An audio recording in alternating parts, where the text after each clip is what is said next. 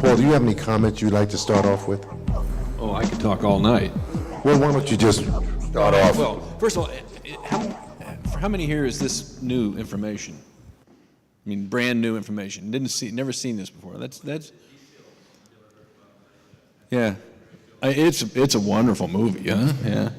And then, how many of you were in the military and should have been in the movie or were in the movie? Anybody here?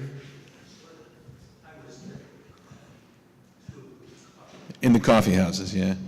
And I was in the anti-war movement, but I kind of, about the time they were throwing the medals back was when I got started. I was still at Camp Lejeune in the Marine Corps, just gotten back from Vietnam. And we put together an anti-war newspaper, but sort of late towards this what's in this movie. And when Dave Zeiger was making the movie, he called me and I just told him my story. He said, "That's great, give me some pictures." And I says, "Man, we were underground, we didn't have any pictures. We didn't take pictures of each other." You know? But we published an underground newspaper about 18 months called, we named it RAGE, which was an acronym for Revolutionaries Against Government Exploitation. Kind of like the worm, right? And I didn't like the name at the time. I thought it was kind of over the top. But from my advanced age standpoint, I kind of think of it as, the only name would have been better would have been a rant. We weren't journalists. I was the only one out of the group of about 8 of us that had any college, and I couldn't write. So none of us were good writers. But we lifted stuff from all kinds of other newspapers, you know, we would pass them out in the middle of the night on the base, and go through the barracks and just drop them on people's racks. And it was for me it rescued my life. I mean, I left Vietnam really messed up, and had gone ready to fight the war, and then by the time I left and seen what we were doing to that country, was just furious at myself for being such a chump as to not having looked into it, and furious at the Marine Corps, furious at the government, furious at the American people. I was even mad at my parents, and they had almost nothing to do with it. They didn't want me to go, you know, so. It's just a magnificent movie, and it's a piece of history that we don't know much about. And it's important that that movie and stories like that need to be repeated, because there are these myths about we got spit on. The anti-war movement saved my life. You know, it helped me turn around the anger I had towards myself. And gave me perspective and taught me about the labor movement and American history and the Russian Revolution and Trotsky and you know, the labor movement and how draftees, you know, that we had a right to have a voice, as opposed to just being the cannon fodder that they wanted us to be. So it's an important movie for that. So that's all I need to say about it. Well, that's something. Thank you very much. I wanted to tell you, excuse me, I was a little deceived and thinking about the movie a little bit, and you know, and I should have said that Paul is a representative of Veterans for Peace that do excellent work, excellent work. One day I wound up somehow volunteering at their table. I don't know, it was Friday, it was First Friday, yeah. And I didn't know these guys, but I'm just, you know, I'm just take some leaflets or whatever I'm gonna do. I was working with them, and I saw these 2 guys lock on to this Latino youth that was talking about going in the Army. And then I knew what these guys were about, boy, because they was like little pit bull. Now, I don't want to say pit bull. Let's take another metaphor, you know. But they stayed on it, made the argument, encouraged him to think. I said, wow, damn, they still, hour and a half later, they were still on him. So I know that these gentlemen, and I've had the good fortune to work with them on other matters. Now, you might have gotten the notice from me, and you guys, you know, I think some of my folks said, well, oh boy, what are you talking about? Come get your culture. Well, your culture is your way of life. And if we're gonna survive in this country, in this world, we better come get the culture of resistance. Because up and down the line, they're coming at us. They're coming at our schools, our children, our work. Everywhere we go, this system is dying, and they're trying to take you with them. Now, when I said, well, okay, I want you to see the solution, or at least a part of the solution, that's what the film was. But I also said, I want you to be a part of the solution. So what was I saying? Have I, old Gerald, slipped a little screw here? Or what did I mean by that?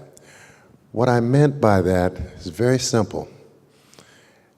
I gave you an article that was written by Dave Zeiger. It, encapsulates the last part of this film. They're trying to create a myth. They have created a myth. And they're steady on it, lying. You can bet they continue to do this. Well, what do we have? Well, I tell you what, I'm confident with the truth. The truth will kick the lie's ass every time. But somebody's got to say it. You got Christmas coming up? Visit your folks, talk to your nephews. They can't stop you from doing that. Talk to your family, your friends, your coworkers. And this does need to be challenged because, indeed, if you look around, we have not put up sufficient resistance to their war efforts. We can do better. We will do better. But we got to get our minds straight here, And that's what this piece of information I shared with you was all about. Okay, any questions from anyone in the audience? One person at a time, I'll bring the microphone to you. Come on, don't wait. Once somebody raises it, everybody wants to speak. Lock the door. Don't let them out. I'm kidding. Any questions?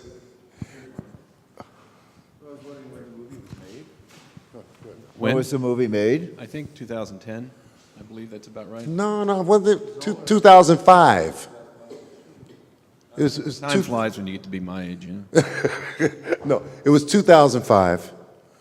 And I'll tell you, we worked hard to get you guys here. I got 25 emails from people who owned the film or saw the film before.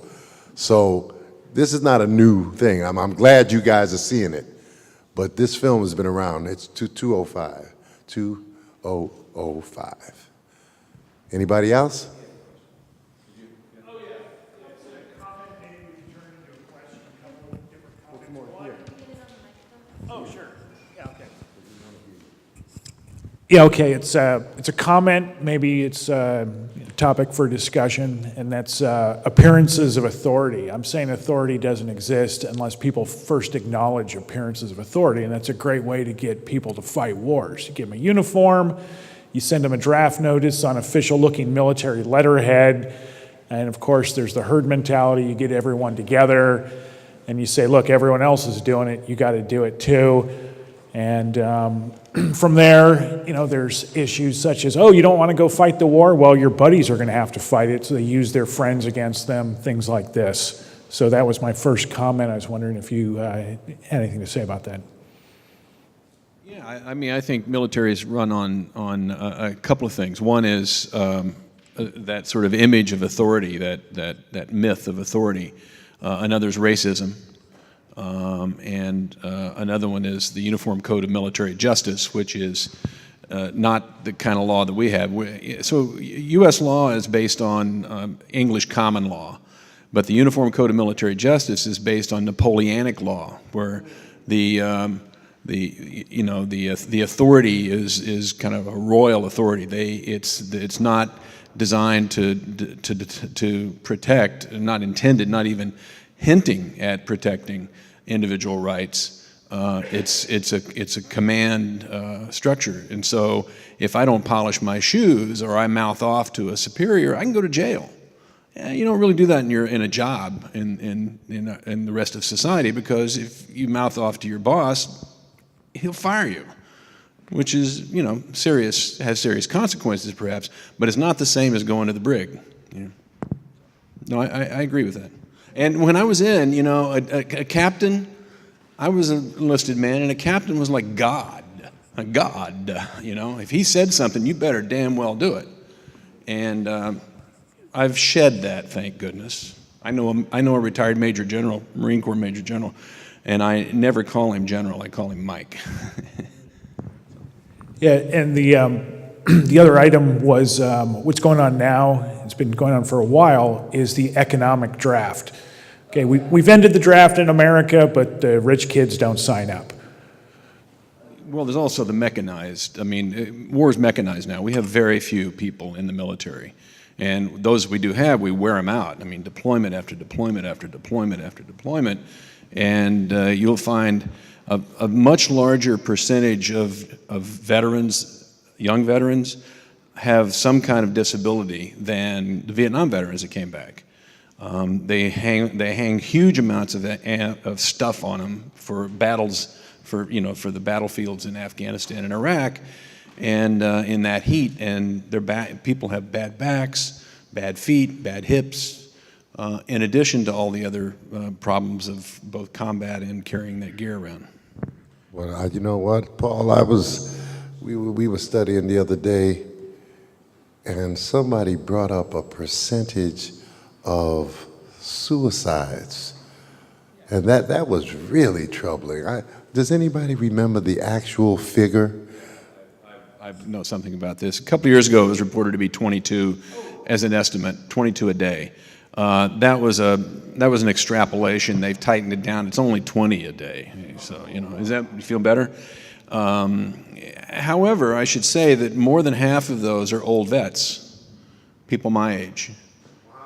And people my age, our health starts to fail. We haven't dealt with our trauma. And a lot of Vietnam veterans and older vets are doing themselves in. Now, also, almost half of them are younger vets. So, Cold War veterans or younger. I'm sorry? Yeah, they mentioned Parkinson's disease as well. Well, for Vietnam veterans who were in country, Parkinson's is one of the diseases that's related to Agent Orange exposure, to dioxin exposure. And it's only recently been accepted by the VA. But there are 15 diseases. There's that if I, as a Vietnam veteran, get that, or I was in Korea during a certain period of time, is recognized as exposure, as due to my exposure. Diabetes, Parkinson's, ischemic heart disease, a whole bunch of cancers, and leukemias. There's like 15 diseases that are recognized. There are probably many more, but the studies aren't being done well enough. They don't want to know anymore. I didn't know about diabetes, and I think for me, that's something I didn't know. I wanted to mention that I think it's really important now. Education is something I wonder about now, what people put themselves on the line for. Now it's on the line for education because you're over your head with debt. You might as well be buried in it. So I think people a lot of times get some skill or ability that they can use in the job market. But I think education is primarily based on information and the ability to discern and think critically about what happened and what's going on.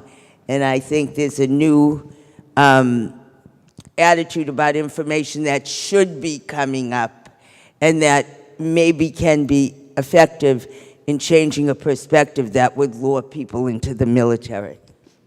Thank you. Anyone else? Any other questions? Yes.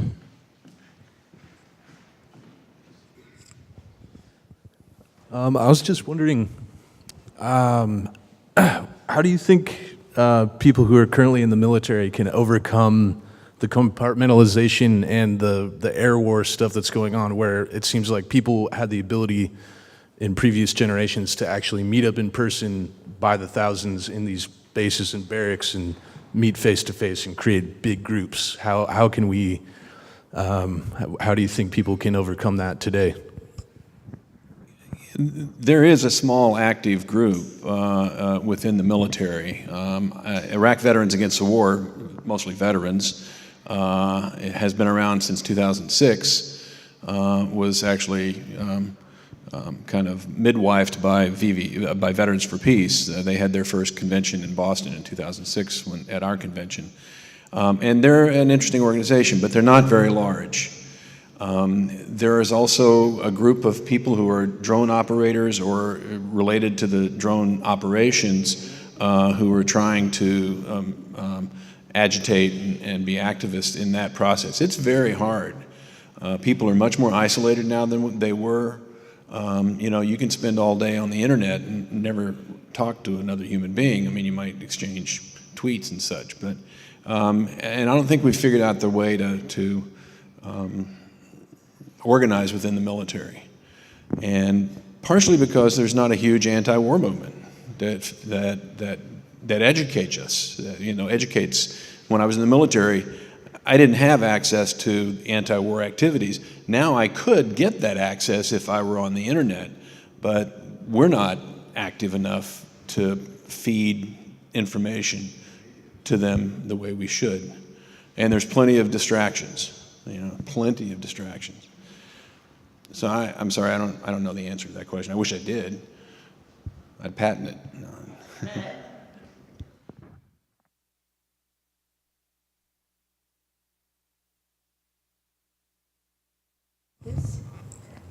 There used to be some GI coffee houses around the country not too long ago. Yeah, kind of recently. Do they still exist? Every one of them is closed down. There may still be one in Germany, but even the one in Killeen is. Killeen's gone. The one in Fort Lewis is gone. They're all gone. Okay. They're all gone. The coffee house idea really worked during the Vietnam War. It was very powerful, and we had some veterans from Fort Bragg who had just gotten out of the military, came and opened up a bookstore at Camp Lejeune, at Jacksonville, right next to Camp Lejeune, and they were our support group.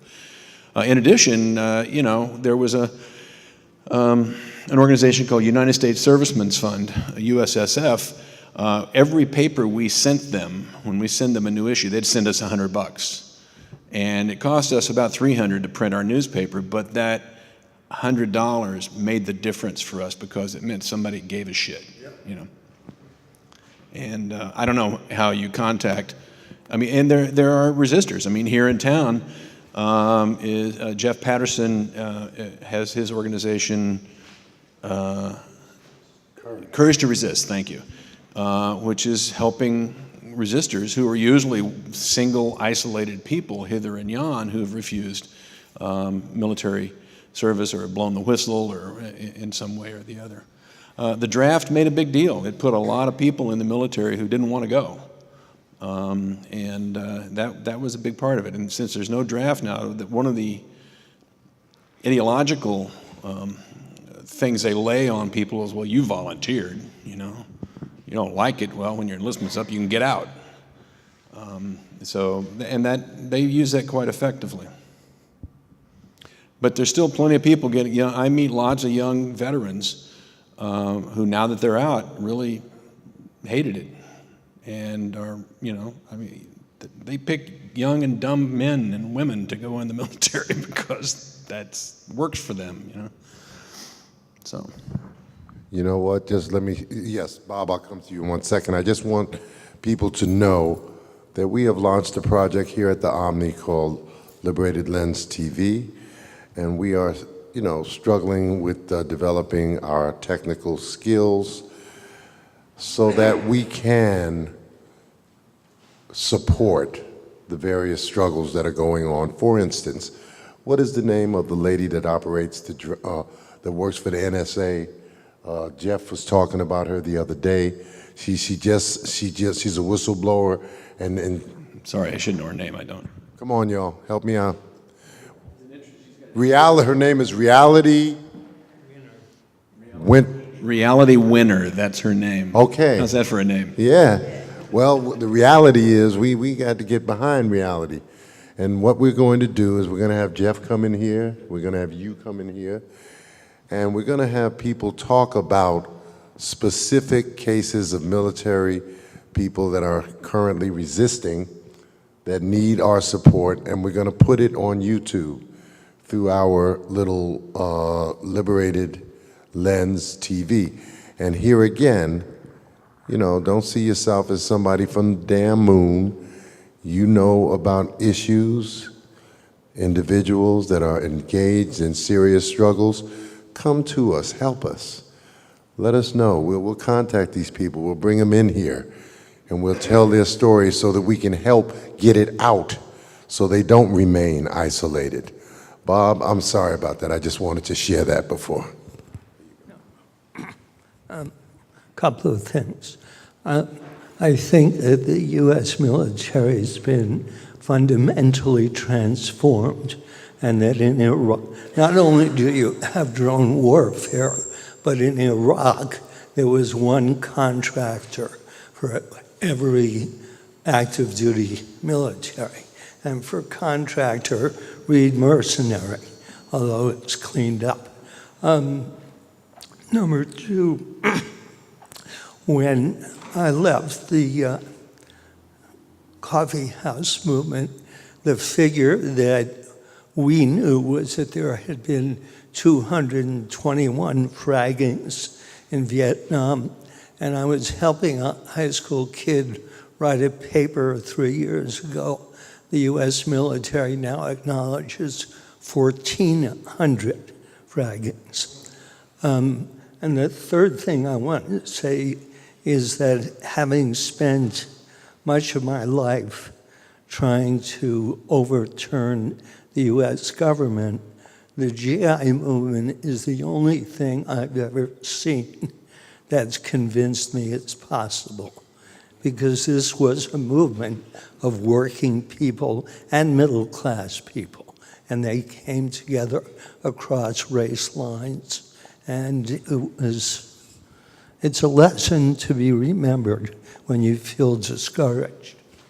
Well, from a certain perspective, I think it's to Nixon's credit that he recognized that, whereas the Tsar of Russia did not recognize that, you know, or at least in time. And by the time, you know, and then when the Russian army said, we're not doing this anymore, and marched on Moscow, that was the end of the Tsar. Another 4 or 5 years of 1968 type war, you know, who knows what would have happened here. That's it. I wanted to just share with you one of the reasons this is something, you know, as you get older, I struggle. I try to stay current. I try to be involved as much as I can, but you know, Father Time catch up with you. But yes, the other day I was with Jabril, my shop steward there. We writing a leaflet about the Teamsters together, doing some work, and he wanted me to see a movie about the history of the gangs in Chicago. So we're watching this movie, and I'm cutting up some vegetables, and we're talking, and then all of a sudden I look, and here's a march of 1,000 black people in the 60s in Chicago, and they're chanting, ho, ho, Ho Chi Minh, ho, ho, Ho Chi Minh. And I said, whoa, wait a minute, back that up. So I backed it up about 3 times before I was satisfied.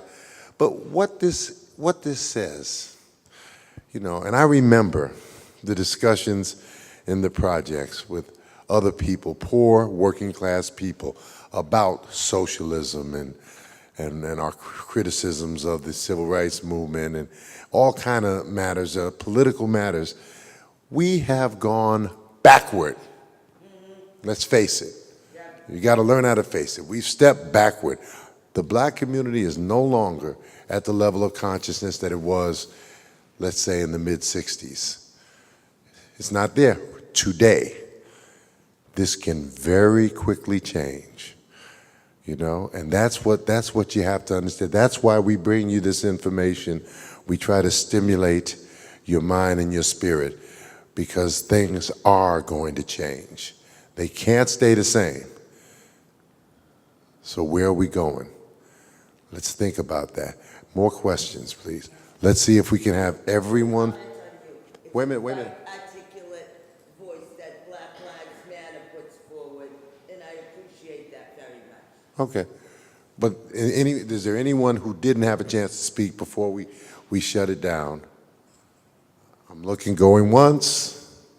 Okay. Okay. Yeah, Final go thing. ahead. So, Go ahead. Clark, take us home, bro. So at Veterans for Peace, we have a chapter of expats that live in Vietnam. And for 7 years, or this will be the 7th year, we've had tours in Vietnam where we go back for educational tours. And I'm helping organize this last trip. This will be the last one. We're all getting too old for this. But we're going to be on March 16th, the 50th anniversary of the My Lai massacre. We're going to be in My Lai for the commemoration. And that's going to be very heavy.